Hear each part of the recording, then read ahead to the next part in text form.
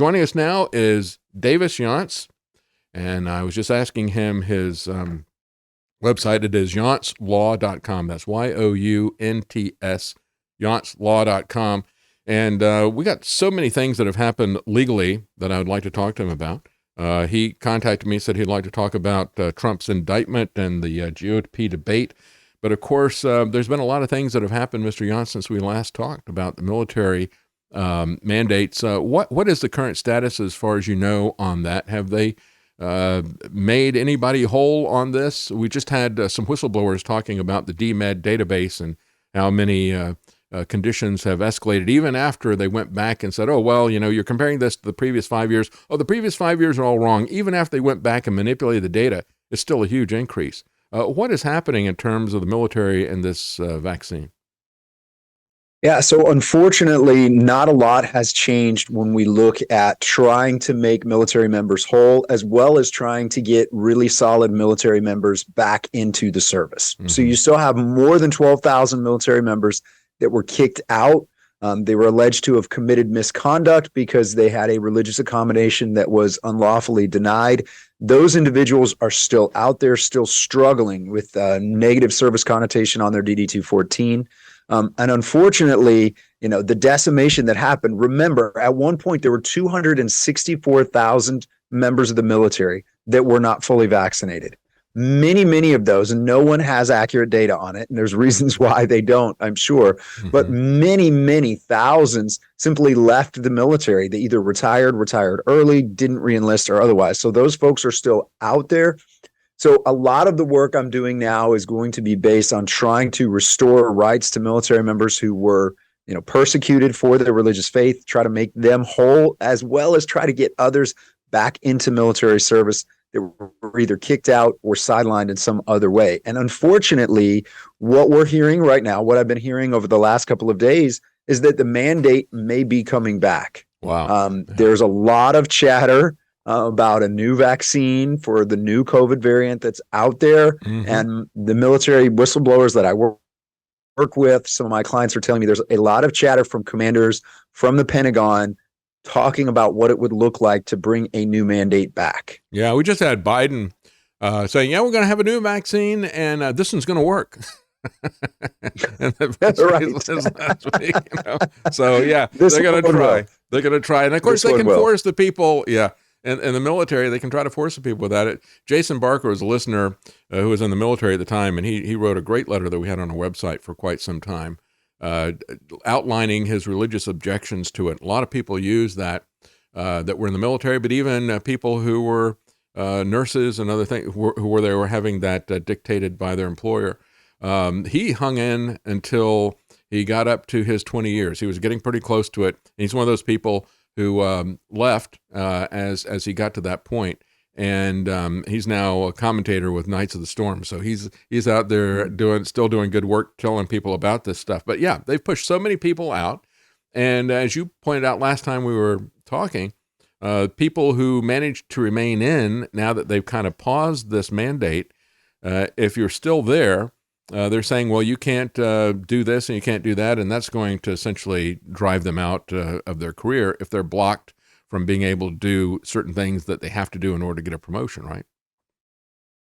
That's absolutely right. So the impact still exists. It's still there. It's still a problem. And again, nothing Congress has done so far prevents the DOD from issuing a new mandate. Mm-hmm. So if we look at the leadership in the White House, we look at the mentality of senior military leadership, we're looking at a real issue. Now, I think there's also a possibility of a budget fight, right? So if Congress does engage in a budget fight and starts talking about funding for the military and those things, it's possible they will hold off until some sort of a budget agreement is reached. But I am concerned we're going to see increasing chatter in September. And then if there's some sort of a budget deal that happens, I fear if there's going to be a new mandate, it will follow shortly on the heels of that. And since we've established with Warp Speed that they don't have to test any vaccines or anything like that anymore, this quote-unquote new vaccine, that could appear any day now as well. They don't have to do any testing whatsoever. We've established that as a precedent. That's going to stick with us. It's already sticking with one type of medication after the other, isn't it? Absolutely right. And remember, still to this day, hey, they're not manufacturing the FDA approved version of these vaccines for COVID. They're still not manufacturing the FDA approved version, which is still an unresolved legal issue when we talk about the military and others. So tons of issues. And unfortunately, they're going to continue for our military members as well as anyone else, particularly those that work for liberal state governments or the federal government. And you're talking about the label specifically, right? The Corminati issue. Is that correct? That's absolutely right. That's absolutely right. Which the FDA said, look, these products are identical, but they're legally distinct. Well, if they're legally distinct and you haven't approved the one that's available in the United States, then how can you legally try to require people to have this? That's the fundamental issue. It's just this kind of double talk that we see happening all the time with all of these issues. That's what the government has become, isn't it?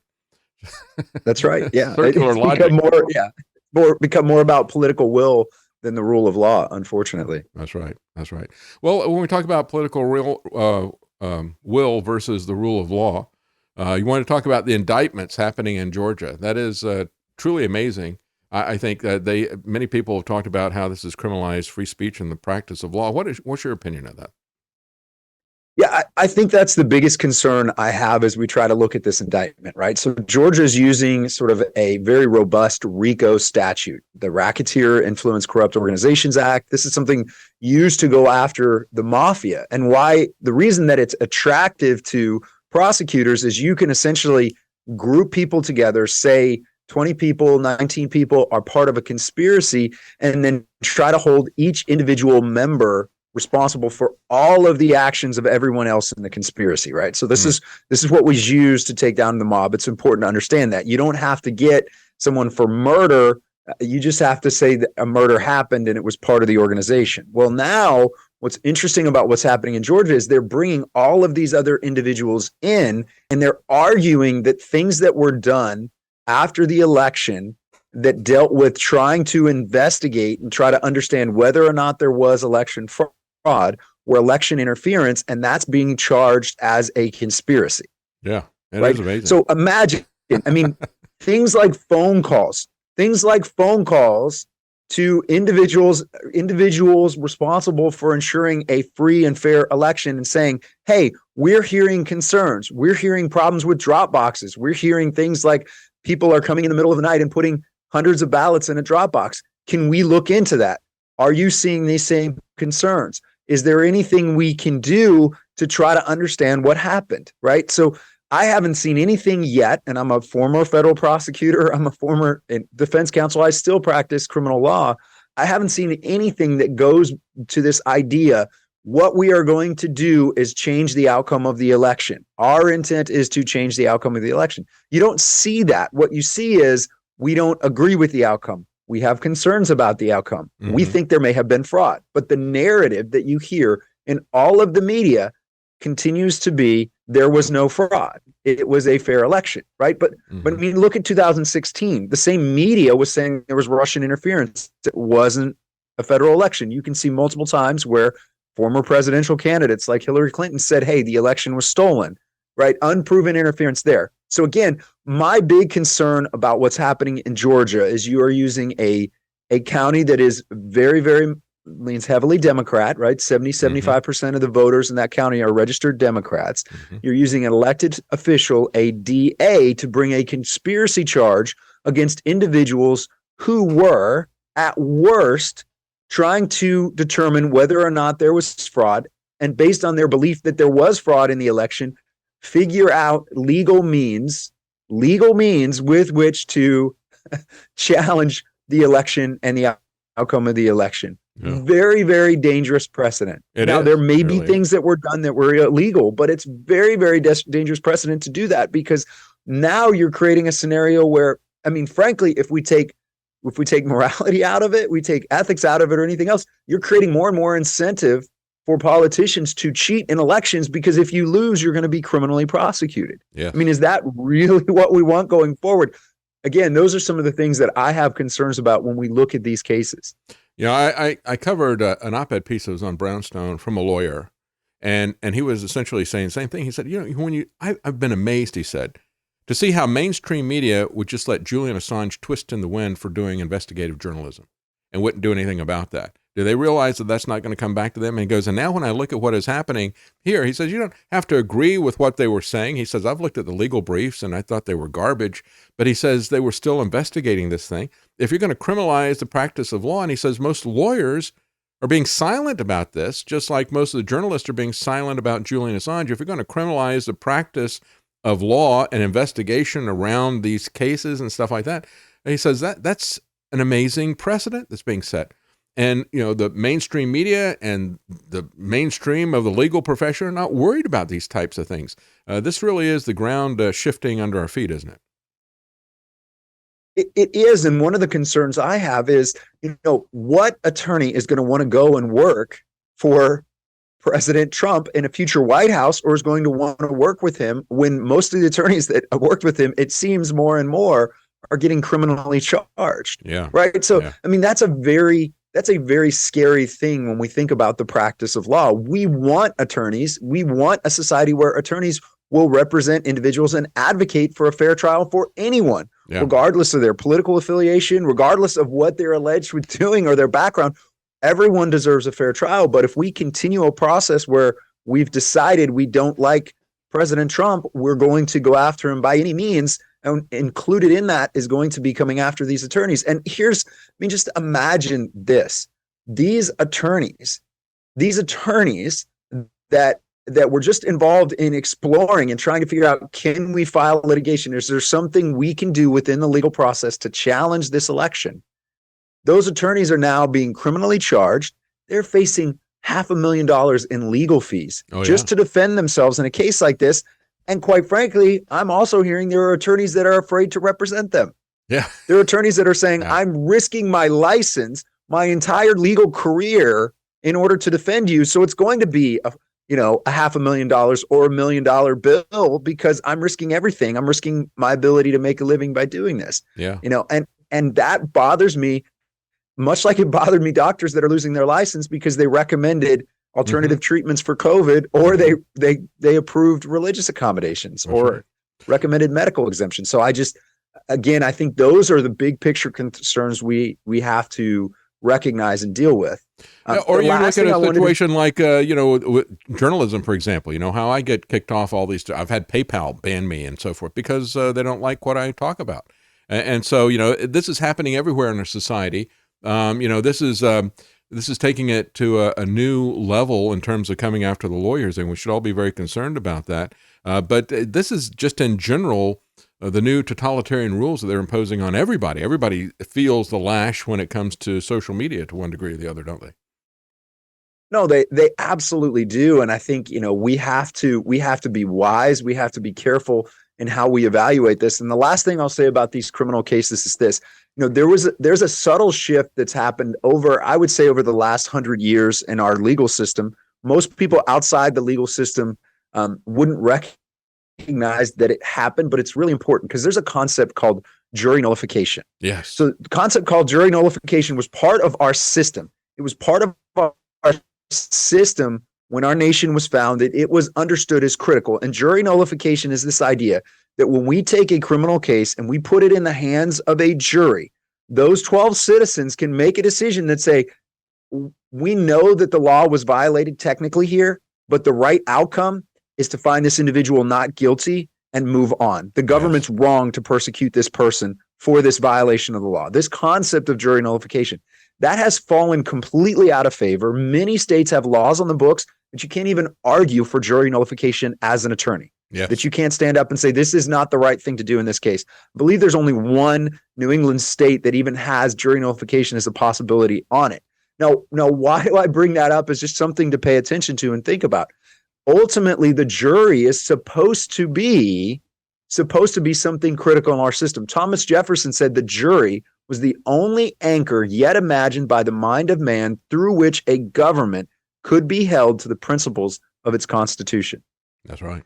Think about that. So, I pray, especially given what I do, but even for any case, I pray for juries, for citizens who are wise, who are discerning, who are clear-minded, and are willing to push back against totalitarianism and tyranny from the government. But I do think that concept of jury nullification is something we need to figure out how to bring back, whether it's through legislation or otherwise. It needs to be a part of our system, because in some cases, and I have tried cases where we have won, my clients have been acquitted because of jury nullification, and we weren't allowed to argue it as you have the authority to do this under the law, but we were allowed to argue the right thing, the fair thing, the just thing is to acquit in this case. So that's just an important principle we've lost sight of in the law. It needs to come back. Yeah, so that's how I got hired at InfoWars. I was doing reports about Fully Informed Jury Association and some people who are standing up for it. And they, if you just hand out general literature about jury nullification downtown in front of the courthouse, not about any particular case or anything, they would come after them and try to get them in jail for jury tampering. That's how serious it was in terms of challenge. But it has always been a very important part. Trial by jury. You had Gilbert and Sullivan writing an opera about trial by jury because it was understood to be such a bedrock of a society that was going to have a rule of law and individual liberty. And it goes back to William Penn's trial. I've talked about that many times, establishing jury nullification as well as habeas corpus. And so this is something that's always been there. But the way that they get around this is, in many cases, you have the judge just lie to the jury and say, you're not here to judge the law or the punishment. You're here to just judge the facts of the case. And nothing could be further from the truth. I had one person that I interviewed out of New Jersey, and he called himself New Jersey Weed Man. He had Rastafarian dreadlocks and stuff, and he smoked pot a lot. And he got they arrested him. He had quite a bit of marijuana for his own personal use, and if you talked to him, you'd realize that it really was for his own personal use. But he actually lit up when I was doing the interview with him over Zoom. But he looked at it and he said, I couldn't get a lawyer to argue this case, but I knew it was in the New Jersey Constitution. So I printed up that part of the Constitution. And when I was representing myself, he said, I knew that the majority of people did not support criminalization of marijuana in New Jersey. So I thought I could get off with jury nullification. So he puts up the sign, and the judge immediately says, take that down, or I'm going to hold you in contempt, throw you in jail. He said, but the problem is that the jury had already seen it, that it was in the New Jersey Constitution. And so they voted 7-5 to acquit him, but with a hung jury. So the DA came back after him again. And the next trial, he had a different judge, and he did the same thing. And that judge allowed him to put that up, showed the New Jersey Constitution. And that time they acquitted him 12-0. But we don't usually have jury trials anymore because they play this game. And this is another thing we've seen in these charges against Trump. They come in with so many trumped up charges that they try to get you to plea bargain out of it. That's the other issue. It seems to me like that's the really big issue, Davis, that how do we break this cycle of people who, A, don't believe that their fellow citizens are really going to take a stand and are really going to judge the law or whatever, and the fact that they're so overcharged with this stuff because the game is they add all these additional charges and then say, well, we'll drop the additional charges if you plead guilty to what we really wanted to get you for in the first place. They don't present it that way, but that's essentially what's happening. How do we break that cycle? It's a hard challenge to break that cycle. But the reality is, just look at federal courts. 98% of federal cases results in a plea agreement. 98%, right? And, there's this joke, we hear it all the time. It's become a trope, but it's scary to me how much of a trope it's become that we all commit violations of federal law unknowingly every day, right? Each citizen does that. There's something to that. So what happens is, especially with the way the federal guidelines work, and sentencing is all in the hands of the judge, not in the hands of a jury. So federal judges, appointed federal judges, are in charge of sentencing. And the issue is the way the guidelines work, many individuals face, dozens and dozens, sometimes hundreds of years in prison over the allegations. So they're sitting there going, okay, I'm looking at, $25, $30, $50, $200,000 worth of legal fees, number one. And number two, I'm looking at the possibility, if this goes poorly, of doing decades in prison, or I can take a deal. I can do 2 years of probation. I can save a lot of money on attorney's fees, and I can try and move past this.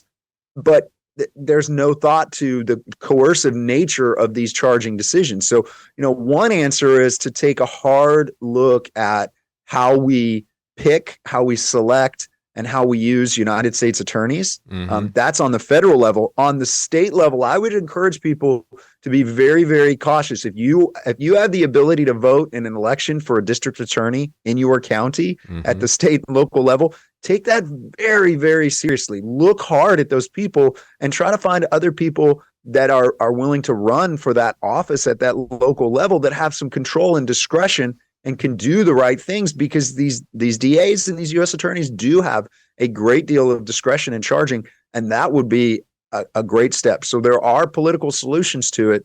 Unfortunately, we've created a system where there are so many people going through the process, they can't properly give everyone a jury trial. The system breaks down. Yeah, and so the system is built on plea bargaining.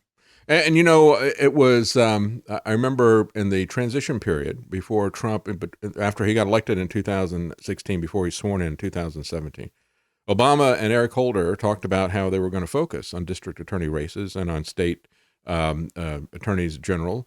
And they had a lot of money from Soros, as we've seen. And so we've seen that type of thing being done in all these different places. With Trump, we see it being put into practice. And I don't support Trump since he did what he did in 2020 with the lockdowns and the vaccines.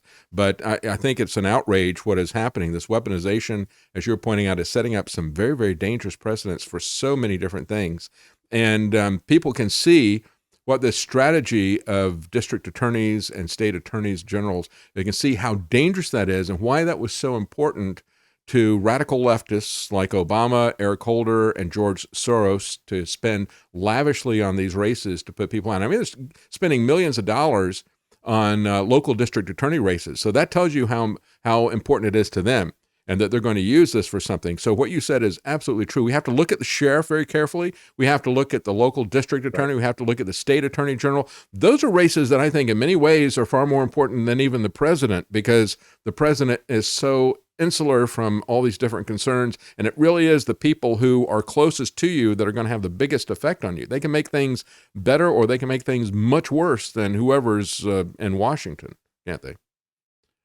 That's absolutely right. And whether or not you support, President Trump running again, you have to look at the reality of the plan that was put in place with these prosecutors, with these DAs, with these elections, the importance of these U.S. attorneys, and now you have situations where, the federal judge, the D.C. case, that judge has set the trial date for March 4th. That's the day before Super Tuesday.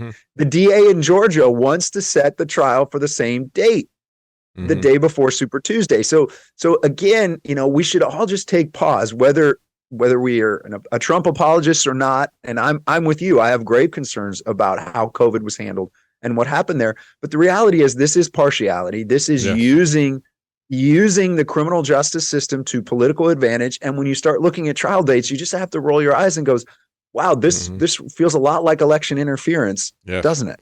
They're doing that in our face, and they're doing it deliberately, and they're trying to escalate things into a civil war. And the thing that concerns me, I didn't get to the clips today to play them, but we've got people now openly talking about civil war and assassination. Trump, Tucker talking about the assassination of Trump. You got John Voight, the actor, saying this is a civil war, and everybody. Trump is becoming the Mason-Dixon line. He pushes this stuff, and because he makes money from this stuff, and so he's taking the indictments to the bank, and his poll numbers are going up. But the other people are doing the types of things like you talked about, the fact they're going to put the trial date the day before Super Tuesday, and all the rest of this stuff, and it really is polarizing the country into a civil war. I think that is a very, very dangerous thing, and it looks like both sides want that to happen. Seems like to me. I mean, again, we have to go there. We have to be wise. We have to be discerning, and we have to have those concerns.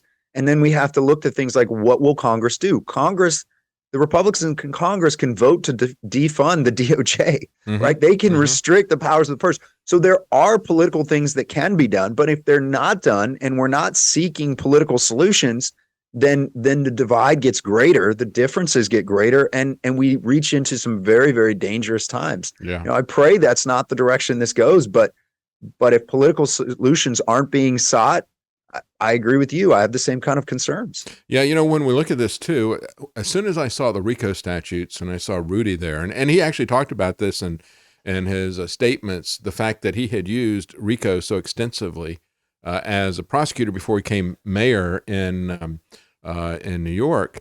And, when you look at the RICO statutes themselves, I've always had a big problem with the way they were organized. And it really was kind of an evolutionary path into civil asset forfeiture, because the whole point of a big part of the RICO statute, besides making the prosecutor's job easier to come after organized crime, it was also to take away the money, so they wouldn't have the money to hire the best lawyers and defend themselves and get off on technicalities and things like that. And so that gradually evolved over a period of time with people like Rudy, and ironically with people like Joe Biden, into civil asset forfeiture, where they come in, they confiscate property from people and never even charge you with a crime, let alone find you guilty. And so I thought it was kind of ironic that Rudy is getting charged with RICO statutes. What do you think about the RICO statutes in general? Yeah, I have grave concerns with them.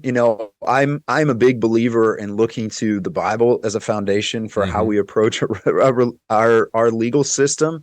And one of the concerns I have with RICO statutes is just fundamentally it was designed to get prosecutions and getting convictions easier. That troubles me. Just notionally, whether it's my time as a prosecutor or as a defense attorney, anytime we're changing the law to try to get more convictions or make prosecution easier, I'm troubled by that, because that's not supposed to be the point of our legal system.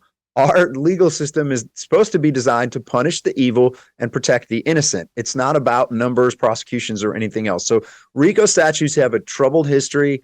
They were used with some effect against the mob, and you could see how you could bring down an organization by doing that. At the same time, whenever you have a conspiracy like that, whenever you have a RICO statute, the problem is, I represent individuals. Sometimes I do court-appointed work in the federal system. So you'll have a very low-level drug dealer, right? So not the greatest human being in the world. I understand that, but very, very low level, minimally involved. But because they're charged under a conspiracy or under a RICO type statute, all of a sudden they're responsible for millions of dollars worth of drug trafficking over an entire region, when all they were was a bagman or something else on a very low level, right? A user that sold a little bit, and they're responsible for anything else. So one of the things that bothers me about it is it does lead often to what I would consider unfair outcomes, and really escalates the criminal liability for individuals who are just, bit players in something, or even just didn't fully understand the scope of what they were getting involved with when they did.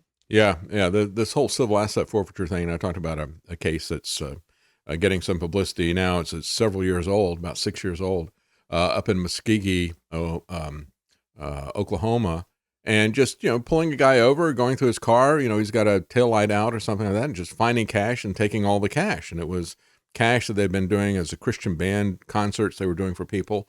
And so it was their pay as well as donations that they had picked up, cash donations for an orphanage and all the rest of the stuff. But this has become kind of standard operating procedure, and the police have been corrupted by this heavily because they get to participate in the booty. But it's, just taking the stuff, never even charging the person, but charging the object, the inanimate object. They make it's like, the government versus this car, serial number this, or a jet, or a house, or a stack of cash, or whatever. They don't even bother to charge the person, let alone find him guilty. That's the thing that I see just so amazing to me. And, it's kind of another one, with Trump, when he said about the red flag laws, you just take the gun and do the due process later. I said, well, that's not due process. If you don't do it when it's due, right? It's got to be done beforehand. But this is a really dangerous thing that's happening. And it's been happening to ordinary people for a very long time. I was talking about civil asset forfeiture back in the 90s. And yet now, that it is gotten to the point where they're coming after their political opponents using this type of tactic, RICO and civil asset forfeiture. That's still not really being talked about by either the left or the right press. They're still not talking about these injustices. It's still strictly about Trump versus Biden. They're not looking at the overarching issues and the precedents that are being set here, I'm afraid. Yeah, I agree with you. I think that's a grave concern, and that's why we have to stay engaged. We have to stay alert. That's why I appreciate the work that you do in trying to help people understand and educate people, because we have to pay attention to these things, and we need to remember the law should be the law. It shouldn't matter. There shouldn't be partiality. There shouldn't be concerns. Justice is supposed to be blind Yes. for a reason. That's right. what we should fight for. We should live in a society, in a system where it doesn't matter who is on trial or where in the nation there are. We should be able to count on our fellow citizens to do the right thing. We should be able to count on district attorneys. Now, we live in a fallen world. That's never going to happen. But if we go back to and we understand why we had things like jury nullification, yes, that's a critically important thing. Why we gave Congress, why the founders gave Congress the power of the purse. They don't exercise it anymore because everybody feeds into the system. But there is so much power that comes from the ability of Congress to work on funding. I mean, look at simple things like what Senator Tuberville is doing in Alabama. I know very little about Senator Tuberville. I wasn't necessarily optimistic about him as a senator, but he has done so much to protect the military from woke ideology, as well as to push back against the abortion policy by simply saying, I'm going to object to unanimous consent to these military nominees. We can either go and have a full hearing and have a floor vote, or I'm going to keep my block in place and I'm going to object to this unless you change your illegal policy on funding abortions. And unless you give us an opportunity to understand who it is, are these communists or not, that you're appointing to senior military positions? That's do a really they good have the example. Best interests of our country in mind or not? That's right. It's a really good example of what Absolutely. one person can do if they're committed to this. You can really be a fly in the ointment, and there's things that you can do to stop that instead of just rubber stamping everything that's going along. And that's typically what we have seen with Congress. The other part of it is let's just kick it over to the bureaucracy and let them have the hot potato. And then if they get it really wrong, we can come in like we're the saviors on a white horse, and we can fix this thing and blame it all on the bureaucracy, which never has to answer to the public at all. So we have this system of taxation without representation, and now regulation without representation as well from these people. I'm so glad that you talked about fully informed jury association, and that is not the association, but an informed jury. That is a key thing, I think, and it is something that is so vital that we have lost. And just to state it again, everybody needs to understand that if you're a juror, you're there to judge not just the facts of the case, but you're there to judge the law and the penalties that will be applied. And if you think that the law is unjust or the penalties are going to be excessive, it is your right and your duty as a juror to oppose that, but you're told exactly the opposite by almost all these judges. And I guess, what I've heard is that if you start talking about it to your fellow jurors, they'll kick you out of there and put in an alternate, right? Is that typically what happens? That has happened. There's been documented cases of that happening. Yeah. Absolutely. Truly amazing. Well, when you look at these other cases, just real quickly, not just the one in Georgia, that's particularly egregious in terms of its politics. And before we leave it, let me just ask you your opinion about this. As I've looked at this and other people have looked at it, it looks like another part of this strategy is to have so many people that are there that they can get the lawyers to turn on Trump. And by charging the lawyers, she can break the attorney-client privilege. That's another important precedent that they're trying to get rid of. So by charging the lawyers, then that breaks that, makes them co-defendants, and then hoping that they will turn on Trump. And then Trump is not paying for anybody's big legal fees. And that's kind of a dangerous thing for him as well. Even one guy who had to sit in jail for over a week because he couldn't make bail and couldn't afford a lawyer, he's now got online fundraising, Give, Send, Go, or something like that. But it is, what do you think about that strategy? You think that's going to backfire on Trump and that some of these lawyers are going to flip? Is that what her ultimate strategy is, you think?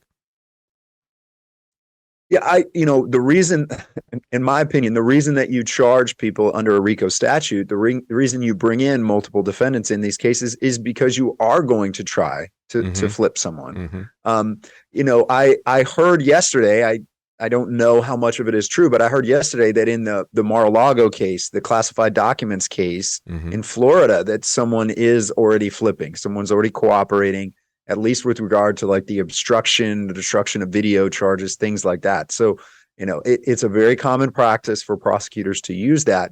As far as what Trump does and how he approaches it, I do think there is a feeling among many that they can't possibly afford, many people associated with him, they can't possibly afford the legal fees that this requires to fight this. And he is raising unprecedented amounts of money for his campaign or through his campaign. And His legal defense fund money isn't hurting. So, Mm-hmm. there probably are some concerns about whether or not he can provide money to co-defendants and what that does, if that looks like obstruction because they're not cooperating. But he could certainly go out and say, these people are patriots. You need to support them and help them, just like you're supporting and helping me. I do think there are things he could do to do that. It's dangerous. It's unprecedented legal issues we're dealing with. This idea of trying to pierce attorney-client privilege, very, very dangerous. But I do think he should be doing, at least to the extent he possibly can, everything he can for these other co-defendants, because they're just caught up in issues that many of them have no control over. They're just trying to do the job. Yeah. Do a job the best of their ability. That's right. Yeah. And it's not good optics even for the politics to let these other guys go to jail because they can't afford a lawyer or bail. That's something that's not very wise. When you talk about the documents case, I don't know, what is your general take on this? I'll tell you, I look at the documents case. To me, that seems like the only one where they have a clear violation. And yet again, why it is selective prosecution. They don't appear to be interested in anybody else violating these laws. I mean, technically, he appears to have violated. I haven't seen any lawyers that came up with a plausible defense for it. Dershowitz, as hard as he tried, said, well, maybe the documents were already declassified and maybe he didn't know it. That's the best he could come up with. But, what everybody sees is the fact that, no, they haven't come after Biden or Hillary or anybody else about these things. And so they still see it as a lawfare against him, weaponized legal attack against him, even if he technically did violate it. But what is it from your position? Because you've been involved with military trials and things like that. I'm sure that, classified security and things like that have come up in the past. What is your opinion about that particular case? I think my frustration with that case is it is an example, I think, of, politically targeted and selective prosecution. Because here's the issue. You're really dealing with two different laws. You're dealing with the Espionage Act that goes all the way back to World War I, Woodrow Wilson, which is really what they're charging him under. But it was never designed, it was never intended to go after the President of the United States. There's another law called the Presidential Records Act, right? The Presidential Records Act, which really is what's supposed to apply to presidential documents and the requirement to archive these documents for historical purposes, but there are no criminal penalties in the Presidential Records Act. So in the past, with other presidents, everything's been handled. They've had to turn over documents under the Presidential Records Act, but they were allowed to keep things, again, under that act for personal historical reasons. So it really is a selective prosecution issue. So yes, technically, if things that President Trump believed were covered under the Presidential Record Act or believed that he was allowed to take, even maybe his attorneys advising him thought it was okay for him to take, but they weren't technically declassified yet. Yeah, there could be some technical violations of the law, but that's, again, goes back to one of those issues of what was the intent of the law when Congress passed it? And is a prosecutor twisting the intent of the law and using essentially a technicality to try to come after a political opponent? And I think the answer to that is yes. Yes. And you go back to that Espionage Act that you talk about, Woodrow Wilson, I think, the 1917 Espionage Act. And I remember very clearly talking about how the Obama cohorts, which are essentially, what's around Biden at this point in time running his administration. But during the Obama administration, they charged more people in his 8 years. They charged more people with the 1917 Espionage Act than all of the previous administrations combined. And so it is a favorite tactic of theirs to use the 1917 Espionage Act. So it's got his fingerprints and that whole group all over that thing. Yeah, it is. It truly is amazing that it's gotten to this point. But my big concern with it, again, as you pointed out, there's some very dangerous precedents that are being established. And it is also being used to intensify this tribalization and this polarization, and everybody's getting ready to fight over this stuff. And it is coming up to, I don't know if you pay attention to the fourth turning or not, but it's something Strauss and Howe talked about in the early 90s. The guys who came up with the names millennial and everything, they looked at a cycle of about every 80 years, about every fourth generation, there'd be a turning in society where there would be a major restructuring of all the different institutions, usually accompanied by a financial crisis or war, and the previous ones were World War II and the Great Depression, and prior to that, the Civil War, prior to that, the American Revolutionary War. They went back 500 years in American and British history. And so we're at a time where the people are really kind of primed for this. And this seems to be the flashpoint, in my opinion, what they're doing here with Trump. It truly is amazing. But I don't know. It's great to talk to you. And is there anything else on your mind you'd like to talk about? Homeschooling, anything like that that's happening? Well, I think one of the things that I think you would be interested in being aware of, and I think something we need to keep an eye on, is a trend we're seeing with regard to it. It affects all parental rights, but it particular can affect homeschoolers. It's this. There was a story that came out this week where Pennsylvania, that's where I live, where I practice local law, they engaged in a training program. So the state of Pennsylvania created a training program in partnership with the University of Pittsburgh.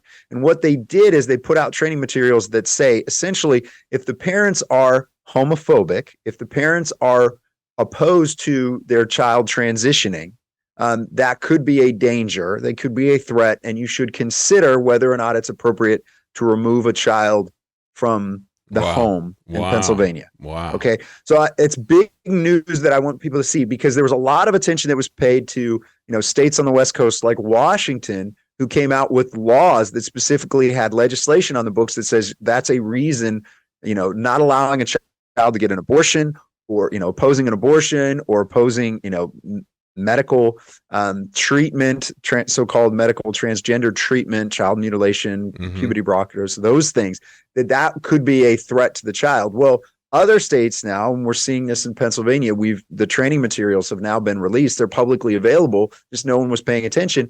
You have your local county social workers being trained to look for people who have religious beliefs. That talks about traditional religious beliefs that oppose this, and the danger and threat that may make to a child. So when we talk big picture about homeschooling, the biggest, continued drum that I will beat is homeschool your children, or get them into a really good, small Christian private school. Do everything you can to do that, because the cases we have seen in Pennsylvania, the cases we'll continue to see in Pennsylvania, will usually involve some sort of an interaction with a public school counselor, teacher, or otherwise, that starts a child down the path of confusion that these individuals will play into their mental illness. They will drum that up, and then you will see this, and then all of a sudden, the county is knocking at your door and removing your children. So I'm not trying to be alarmist on that. Oh, I don't think that's we alarmist. Have to pay attention to. Yeah, and as a matter of fact, that's another level up. I just talked about this week about Massachusetts, where they had, I think it was yesterday I talked about it.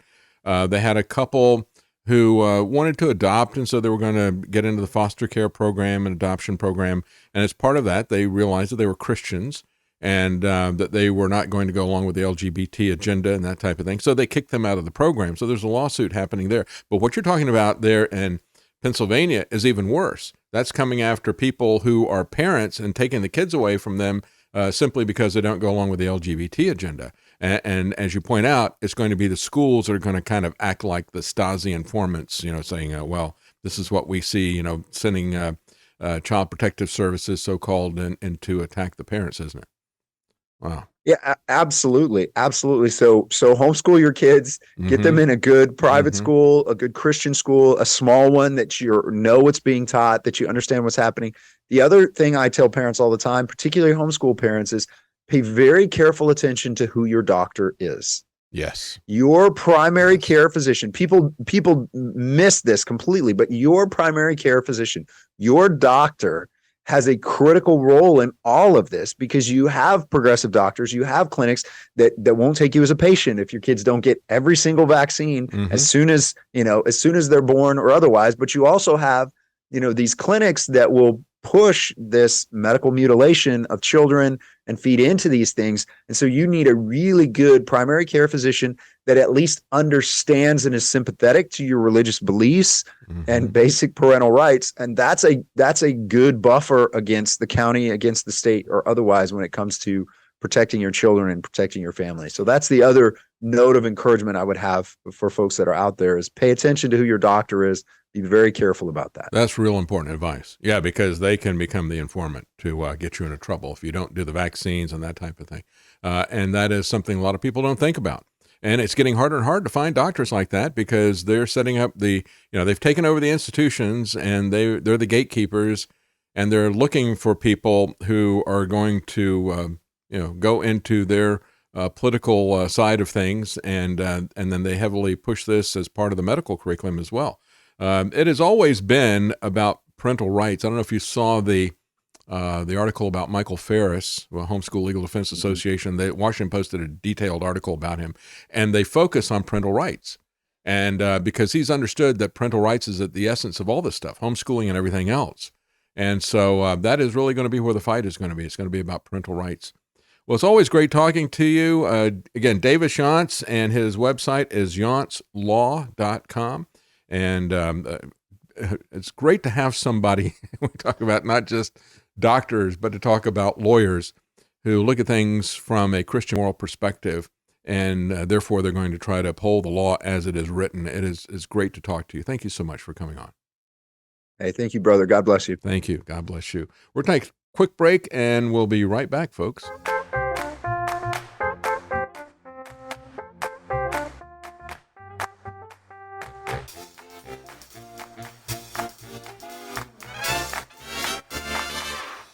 Using free speech to free minds. It's the David Knight Show.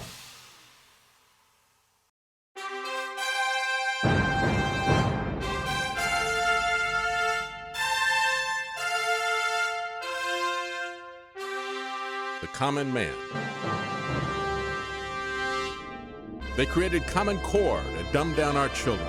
They created Common Pass to track and control us. Their Commons Project to make sure the commoners own nothing, and the communist future. They see the common man as simple, unsophisticated, ordinary. But each of us has worth and dignity, created in the image of God. That is what we have in common. That is what they want to take away. Their most powerful weapons are isolation, deception, intimidation. They desire to know everything about us while they hide everything from us.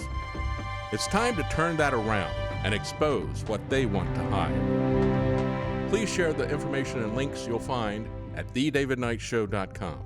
Thank you for listening. Thank you for sharing.